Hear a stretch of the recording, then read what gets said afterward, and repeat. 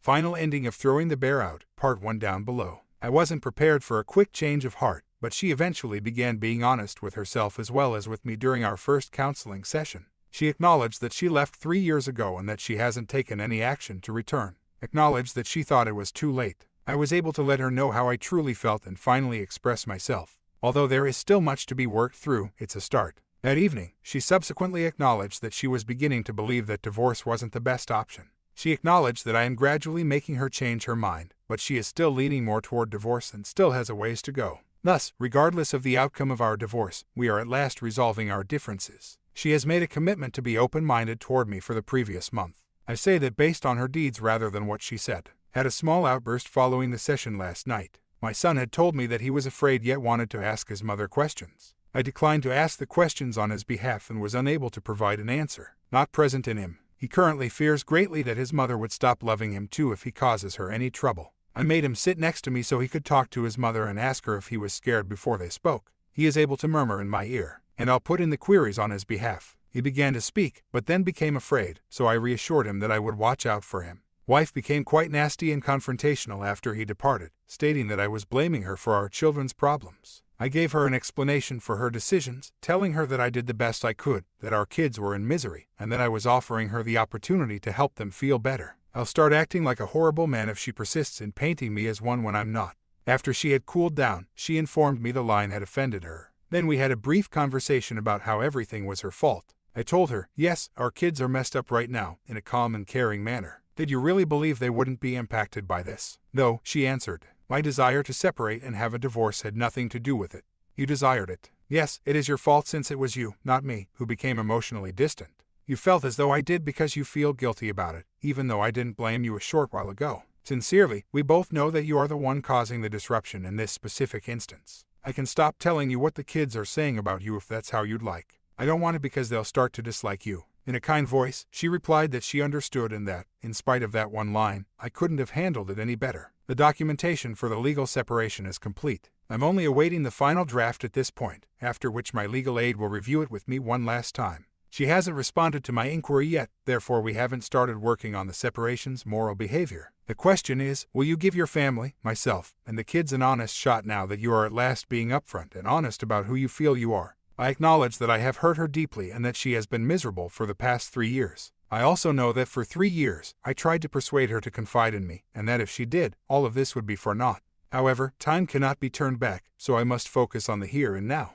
She is now prepared to be truthful and upfront with both herself and other people. She's opening up to me now, and if she stays true to herself, I think we have a shot. However, she must consciously choose to give love another chance. If she refuses, I will start moving on as soon as I return to the United States. I'm not saying I'm going to start dating right away, but I will start getting ready to hit the figurative dating scene and probably start dating within the next year. Well, Sunday was all right, if a little difficult. We spent the whole day on the computer playing hidden picture games. There were some chuckles and giggles. Recently, she has made a great effort to involve me in events. Hello, would you like to spend all this time with me even though I desire a divorce? I am, however, taking the effort to emphasize my positive traits and avoid my negative traits. She went grocery shopping later in the day. She returned and started working on the pie as I finished the dish. She prepared the family's supper. After the kids finished their dinner, we served them pie and the whole family watched Beauty and the Beast in the living room. We had a lot of laughter and grins together. I really wanted to bring items, but I kept remembering myself that our second MC is on Wednesdays as I checked myself. She is beginning to show me a great deal more respect and love once more. Though I'm not sure if the love is a ruse or not, I believe the respect is genuine. She has also stopped making subtle remarks. Can you vacuum the floor tomorrow? Was the delicate suggestion she made concerning the floor being vacuumed. There shouldn't be an update because she has duty tonight. We'll see what happens on Tuesday. There's still a lot to go through, and we're not sure if we will. She doesn't seem to understand that she is the one who created a lot of the activities for which she is divorcing me. She still hasn't fully accepted responsibility for the things that weren't her fault, just as I have. Day by day, anyway. But it's becoming increasingly difficult to live on the knife's edge. Perhaps try to have a conversation with her after work today without the presence of a counselor. Perhaps try giving her a cold shoulder if she doesn't respond. It's definitely time to shake the tree some more and watch what falls. I only realized last night that my tank is empty, and it hurts to be, in a sense, parked directly in front of the gas station. I'm getting closer to the day of the ultimatum every day. Although I know that's how it would be seen, I don't mean to provide an ultimatum. The more she confides in me and discusses her problems, the more I think she's a crock. The children are the one thing that has been impeding me, and only then, as it would be a while before they see their mother again once I go from this place. Yes, she is being more respectful toward me. Yes, even if she is unaware of it, she is showing me more love. She hasn't, however, made the commitment to attempt something different in our relationship. Like you, I was not content with the way things were. We have a genuine opportunity to alter the dynamic in our relationship, and I should give her the boot if she refuses to accept it. I'm working on becoming a better version of myself because I haven't been happy overall. The first thing I'm going to do is do what I've always done, which is run away from challenges and hardships in my life. She reads a rationale, an answer, for everything. As I work on myself, my children, and yes, even an extension, will benefit.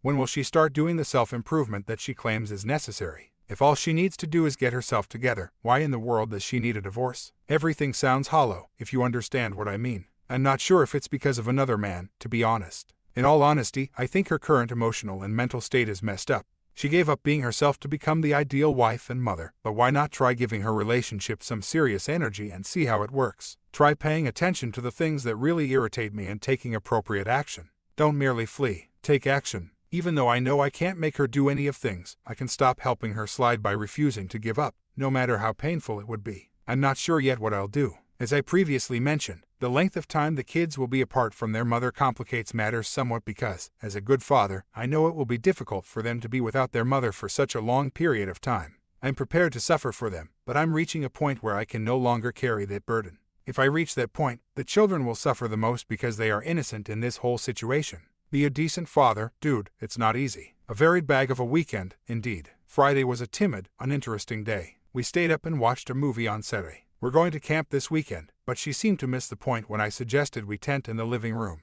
On Mother's Day, she went on a trip early in the morning and returned home, appearing to appreciate the cards and gifts from everyone. I made her dinner, nothing very fancy, but something she hadn't eaten in a long time. On its own, Monday was a mixed bag. When we first entered the house, she questioned me about why it seemed to be. I seemed to switch modes all the time. I tried to explain without making any accusations. I later left a water stain on the floor after doing the dishes. She gave me a nudge. Despite the fact that it was spoken in jest, I didn't really react to it.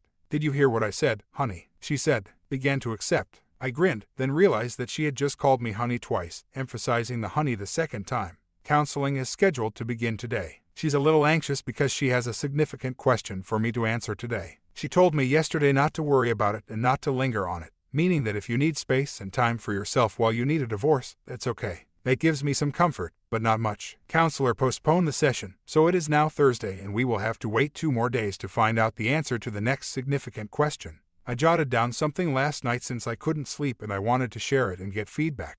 I decided to write last night as I couldn't sleep. I've been trying to be a better man for myself as much as for you. I'm doing my hardest to be honest and upfront with you about how I feel without being disrespectful. I need to share some of them, but I'm not sure how. I genuinely believe that you are miserable. However, the statements and actions you have made during the last 6 months don't add up. You claim to have loved me for 3 years one day. That final fight was the next. You have repeatedly prioritized the feelings of other guys over mine over the past few years. You claim that I never paid attention to you, and you are partially correct. However, you never offered me another chance to demonstrate my abilities like I did. If you won't give me the chance, how can I demonstrate change to you? When you prioritize everyone else, how can you possibly love me? Divorce is not what I desire. I am aware that you have tasks to complete. That's okay and I appreciate that. However, I also have other tasks to complete. 9 years ago, we made vows to one another. I tried harder and gave you all you claimed you needed. You just haven't. I will leave your life if you don't keep your end of the bargain and keep trying to make me go. I promise not to speak poorly of you to our kids, but some of those decisions do affect them. I'm not sure if I will ever be able to call you a friend if you push me out of your life. You see, I gave my heart to you. I've loved and stood by you always. However, leaving me would mean that you didn't want to be my partner in everything, that you didn't want to put in the work necessary to make love work, or that getting married to me meant having children too soon, which destroyed your life. I'll never be able to get over you. The emotional trauma I've endured over the last 3 years is forgiven. Whether or not she meant to, I'm starting to see that what she's done to me is emotional abuse. If we give it a fair shot and it doesn't work out, I can forgive you getting divorced from me. But if you've spent the last 3 years making me into a neurotic mess so you can rationalize your departure from me, I can't forgive you. If you truly let your feelings for a man you shouldn't have dated lead to our divorce, crushed my hopes, and robbed my kids of some of their childhood, then I will never be able to forgive you. Now, the real ball is in your court. Will you accept the challenge of becoming the best wife and mother you can be, or will you keep trying to be the person you could have been? Will you be the woman who emotionally dragged their father down for probably the rest of his life? Or will you be the role model and hero who teaches your kids to try to keep your word and respect other people's feelings? The last paragraph is what worries me the most. Although it seems judgmental to me, that is how I really feel. My kids have already voiced their opinions about what mommy is doing to their dad. No, I haven't spoken poorly of her to them. I try to answer their inquiries without showing my own anguish. I smile, reassure them that it's not their fault, and tell them certain things they should ask their mother. However, I do believe that my kids won't appreciate her in the end for what she did. If they develop into happy, healthy individuals, which I intend to ensure they do, with the assistance of my in-laws, I will succeed. What are your thoughts? Should I give her the letter or should I keep it as a venting exercise? Modify it and give it to her. Even though I've gotten much better at not being joyful, I still struggle with the emotional detachment thing. Disappointed just because of her. I give her a warm reception if she is open to receiving. I just ignore her if she is behaving foolishly. She gets upset when I turn off, and she actually only gets upset when the kids enter the room and start interacting. I converse with them. It's more that I'm not attempting to make her happy against her will. She wants to be in a foul mood, so I let her be. I don't inform her the results of her actions. Unfortunately, she will affect me in a sense no matter how hard I try. However, I'm doing my hardest to act as though she can't influence me and am working hard to regain my sense of worth and confidence. My sense of value has declined, but my sense of self-esteem is still fairly high. Which actually brings me to yesterday's events, a really fascinating day. She works at the clinic, so I dropped the kid off with her so I wouldn't have to deal with both when I needed to go to the doctor. She was in there with a coworker, and he was trying to show me images of his little kid when I showed up.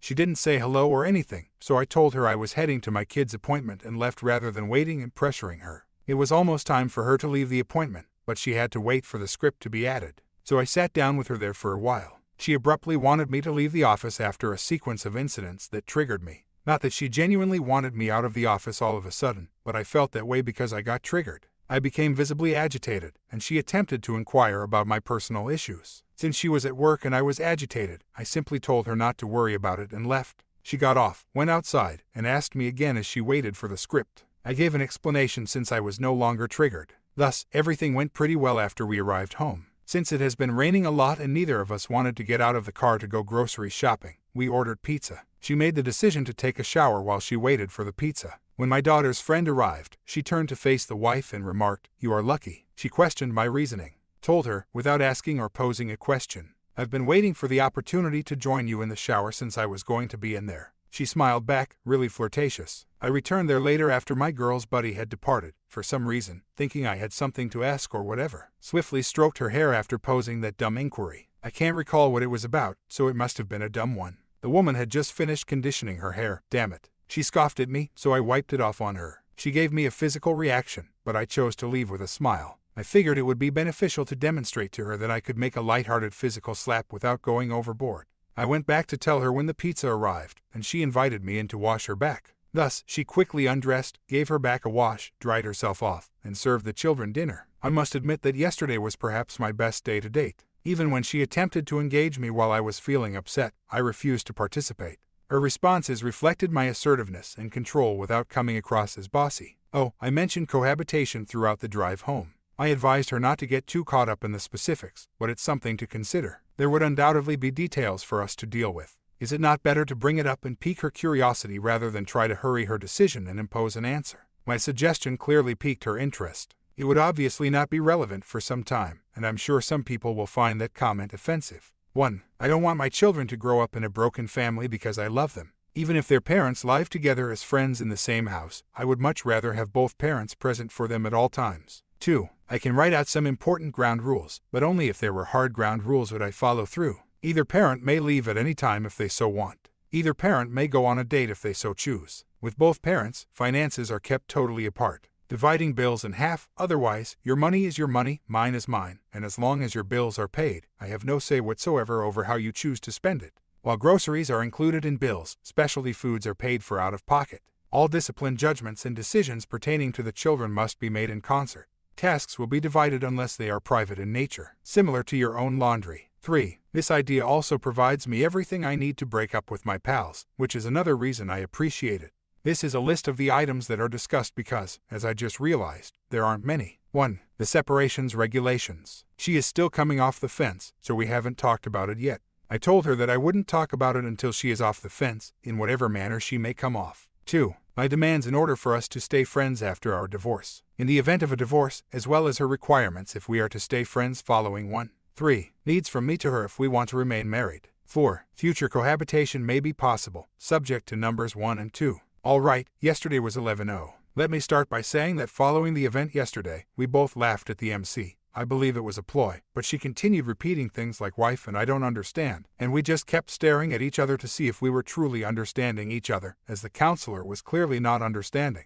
The wife claims that although some of this has altered, she still felt divorced. I'll respond to that thereafter. He needs to be instructed to do things that I've told him to do multiple times because he is extremely bossy, jealous, and overly protective. He's controlling when it comes to the money and me. He gets mad if I spend it without asking or if he asks me a question I've spent money on. Nonetheless, he acts similarly without ever explaining what or why he is purchasing.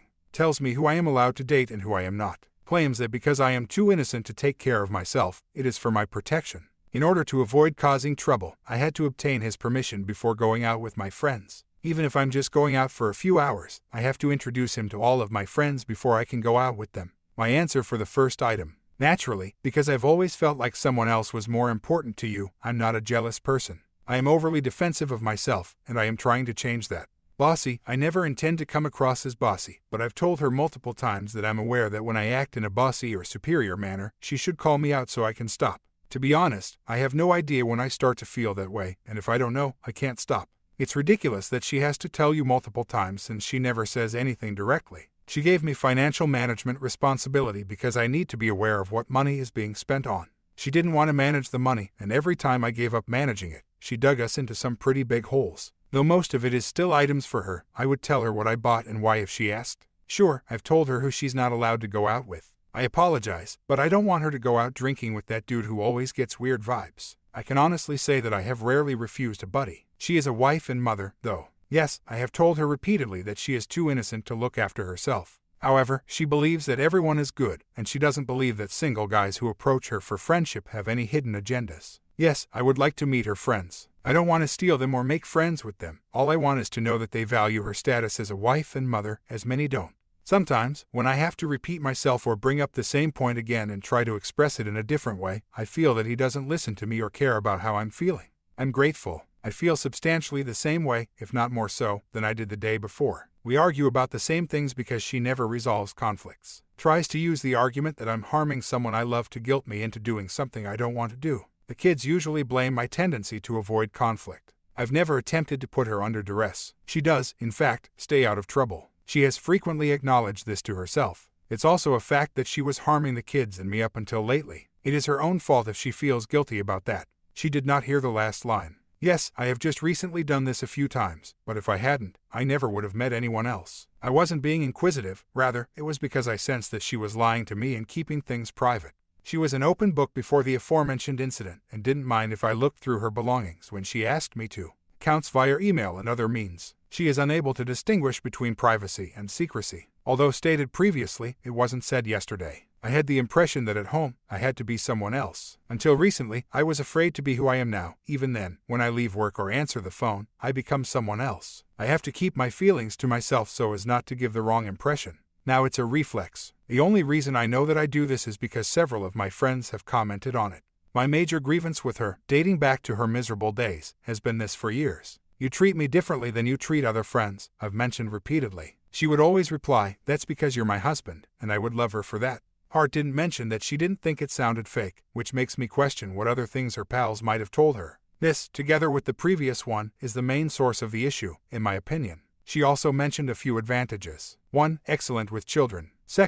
Suggests that I get out frequently in consideration of my need to not spend all of my time indoors. 3. Cherishes time spent with family. 4. Encourages me to enroll in college despite my feeling that I don't have enough time for it. The reasons why I support divorce. She stays out of trouble. She shuts down and acts as though there isn't an issue in our relationship whenever one arises, rather than dealing with it head-on so that we can move on. She has to feel like the victim all the time. Whenever she experiences stress or something goes wrong in her life, she always finds someone to blame for it. She has shown no consideration for my needs or feelings. She frequently prioritizes her friends' demands over her family's. Despite her efforts, she has never shown genuine listening or regard for my needs in our relationship. She should not be thinking about who she can be, but rather, who she could have been. Her friends' opinions of her matter more to her than the opinions of her family or, more crucially, her own perception of herself. She broke her vow to consult me first, specifically, when she had concerns rather than turning to anyone else. She lacks financial responsibility. She constantly uses emotional blackmail to get me to do things like handle the finances, but when I comply, she accuses me of controlling her. Whenever I have not strictly managed the money, she has put us in a jam.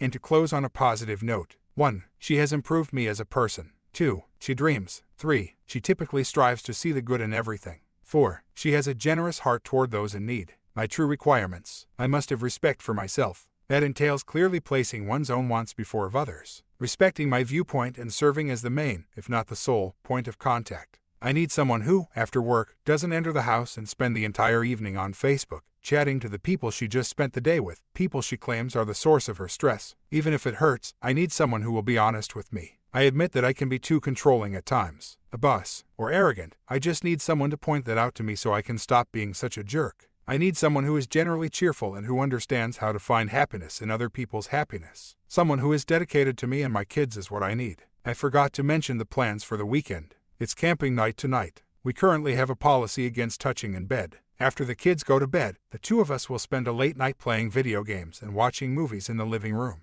Not that anything will happen, but since it's not the bedroom, where things may go wrong, I do plan to try, but I won't push it. As for our plans, we'll probably simply hang out for a while. Though she is unaware of it yet, we are planning to visit the beach on Sunday, weather allowing. When she requests to go, I'll just say, "Oh sorry, forgot to tell you I'm taking the kids to the beach. Would you like to come?" And I'll go ahead and get the kids ready. It's a sure thing because she adores the beach, but I don't want to go there because I'll be dependent on her. Instead of this daddy initiative, I'm going to take the lead and show her some of the love initiatives she fell in love with. As an aside, she didn't clean her Facebook until Sunday night when I was using my laptop.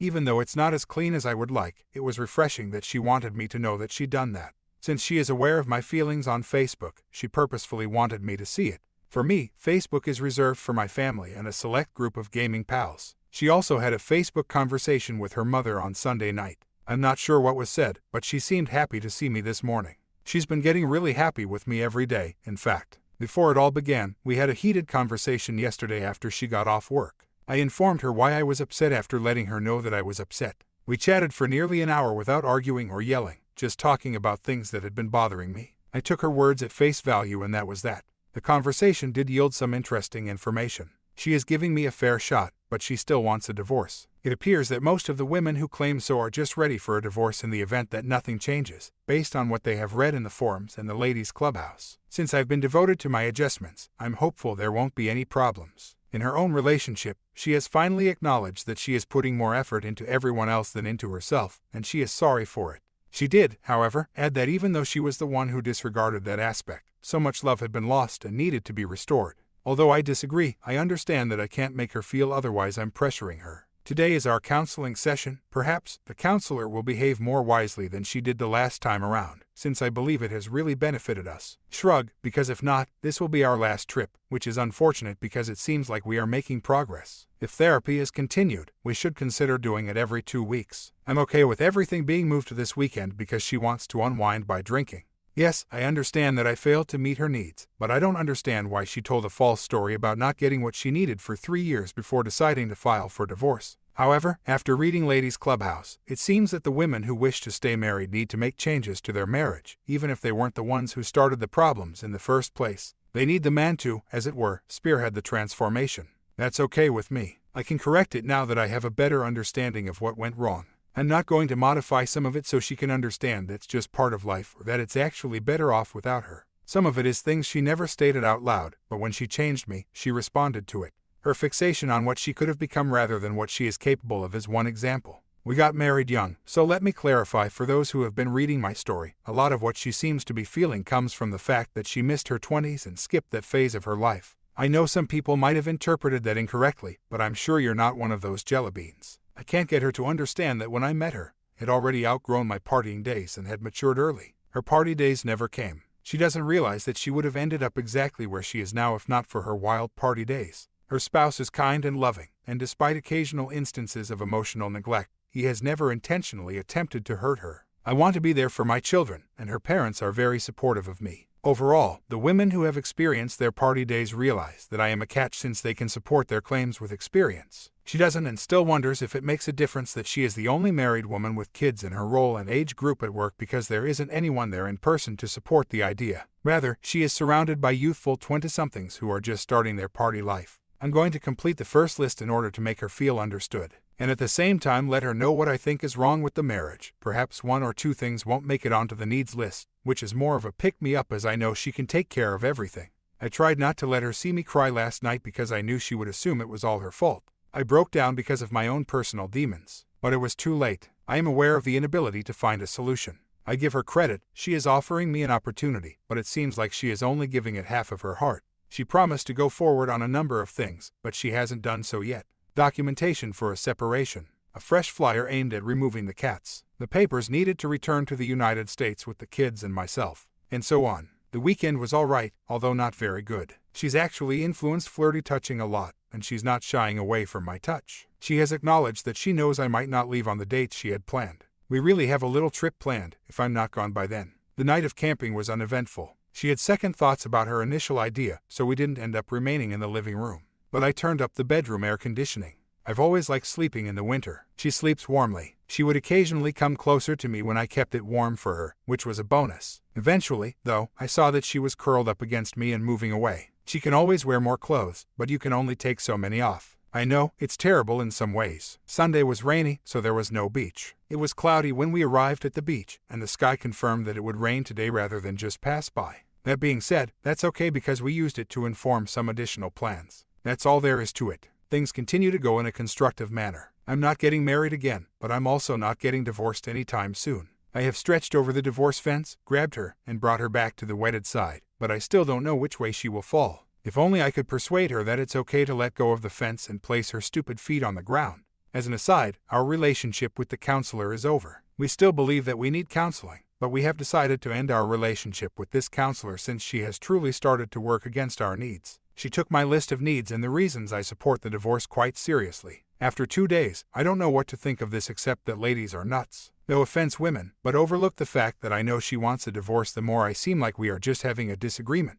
She acts more and more like we're simply fighting. Really, ladies, do you even know what the hell you want, or are you all living in a world where the past 5 minutes ago exists? Take her to work, drop the child off at school, and see the dentist. Return later so I can get my partial root canal. It's almost time for the boy to be picked up. She brings the girl to fetch the boy. After that, she has to spend around half an hour with them both while I finish. After having both children for 30 minutes, she becomes irritable and begins to vent on me. I remind her nicely and quietly that I don't take it out on her because I do this every day. Although I don't mind, it's inappropriate for her to vent her wrath on me. When she gets home, she collapses onto the love seat. After completing some things, I raise up her legs and sit on the couch because I missed my Canucks game. After not getting any sleep, he passes out while playing hockey with her. After that, prepare dinner, watch more of No Ordinary Family, and set up the Glee season finale for her. What the hell, really? Yes, I want to stay married, but is all it takes to get a divorce truly just to not bring it up?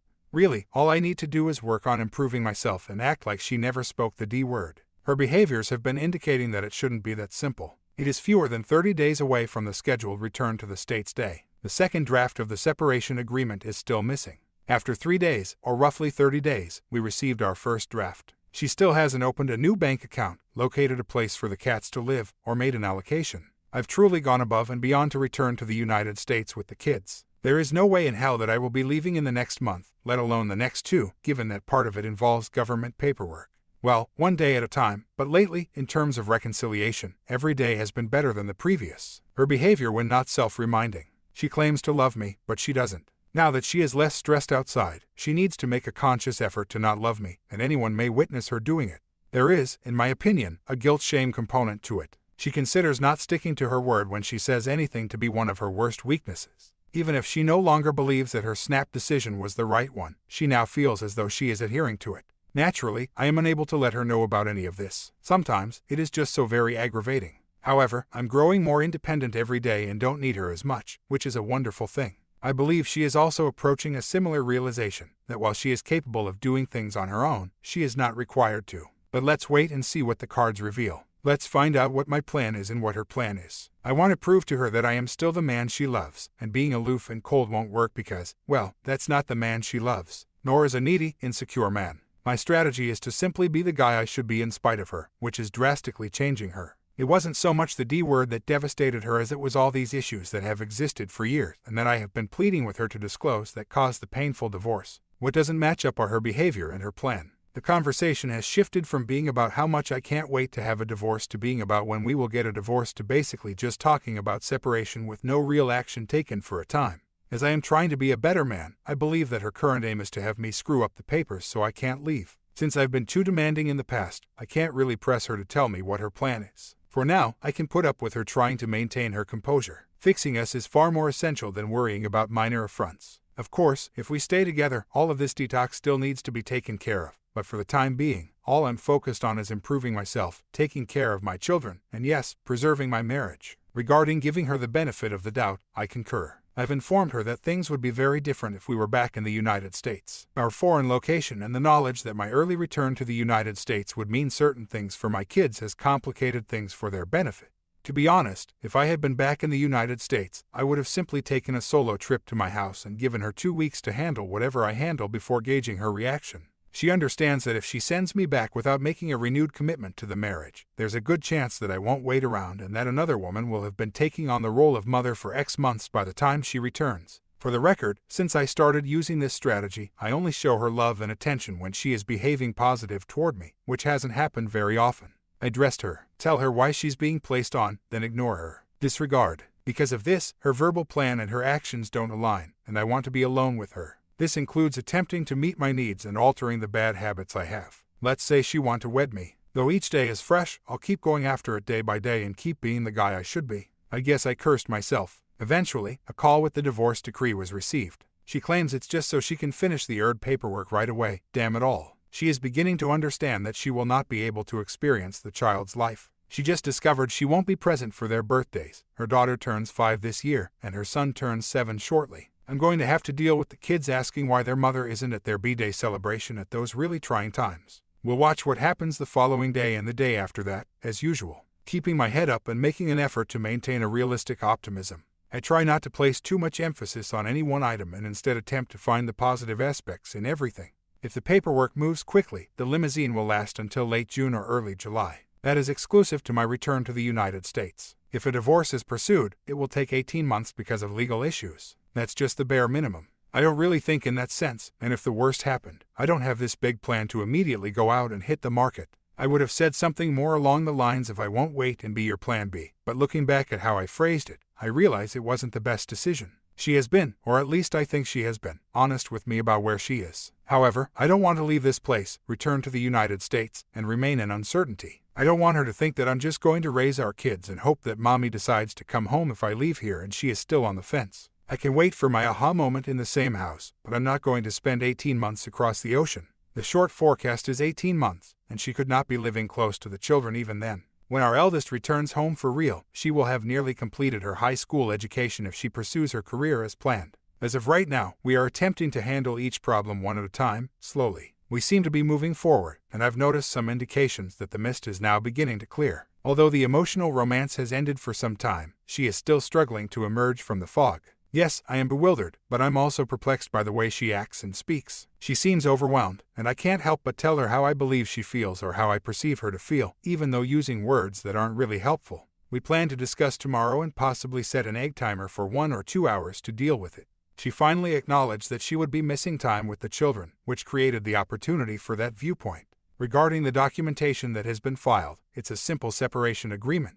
I gain custody of the children and am not allowed to take them out of the state where they were born. The maternal grandparents are allowed reasonable visitation. Support from my spouse. 7 years of being a Mr. Mom and paying child support for our 2 kids. There's not really a way to go about attacking that, and the paperwork won't be done until I file, which is a long way off. And no, I'm not in the mood to file right now. Regarding taking on the role of mother, I have absolutely no desire to look for another mother for my kids. As a couple moves on independently, I realize it's unavoidable, but I want my kids to know just one mother. I have handled the consequences for my children to the best of my ability. Like I mentioned, everything would be much simpler if I were back in the United States. Being where I am geographically and what this will mean for my kids, I am trying to ensure them as much mom time as possible while me and her deal with us. Things are improving day by day, but again, I have a limited schedule because of my current location. Because of the children, I really can't just do the whole no contact while limiting contact for 6 months, or however long is necessary. I hate to punish my children or use them as an emotional weapon, so if I force her out of the living area now, the kids will be without their mother for an additional few months.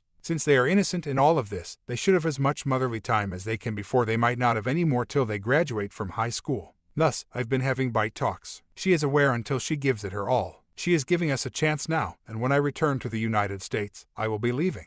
The opportunity to act appears sincere, but to be really honest, I don't trust her at the moment. However, if there's going to be any prospect of a reunion, I have to start believing in her. Though I'm not saying I'm throwing in the towel just yet, there remains hope because every day she gets closer to home. I occasionally check in with chats to see where we are at with status updates. We have just recently returned to her vocabulary, and as I mentioned before, even though she claims she still wants a divorce, several of her recent behaviors suggest that her true desires differ from her stated desires. All I want is for her to confide in her parents or someone like, as opposed to someone who isn't, someone who, if they knew everything, might give her the brutal truth. After a month, I'm still single, unmarried, in limbo, and abroad. My goal is to be married or divorced by the end of July at the latest, but I have no complaints. You may wonder how things are getting better. She formally changed her mind from wanting a divorce to being unsure of what she wanted. Although it might not seem like much, her acts have been exactly what I need to do in order to mend our connection. She hasn't made any passionate love in the bedroom yet, but at night she started cuddling her feet.